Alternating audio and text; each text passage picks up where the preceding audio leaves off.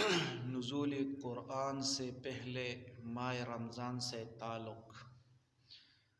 رمضان المبارک سے آپ صلی اللہ علیہ وآلہ وسلم کا تعلق روزہ فرض ہونے کے بعد قائم نہیں ہوا بلکہ آپ کا تعلق اس سے پہلے کا ہے۔ آپ اسی کے دنوں میں غار حرا کی خلوتوں میں بیٹھ کر اپنے مولا سے تعلق مستحکم کرتے اور اسے سکون و اطمینان کا ذریعہ بناتے تھے۔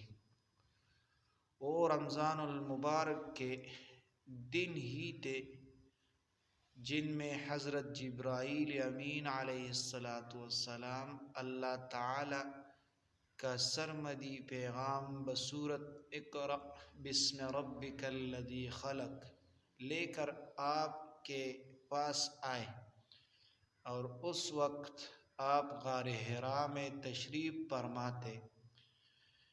ابن اسحاق نے حضرت عبید بن عمیر سے نقل کیا ہے کہ آپ صلی اللہ علیہ وسلم ہر سال ایک ماہ غار حرا میں خلوت تنہائی میں چلے جاتے، حتیٰ کہ وہ ماہ آ گیا جس میں اللہ تعالیٰ نے آپ صلی اللہ علیہ وآلہ وسلم کو اعلان نبوت کا حکم دیا۔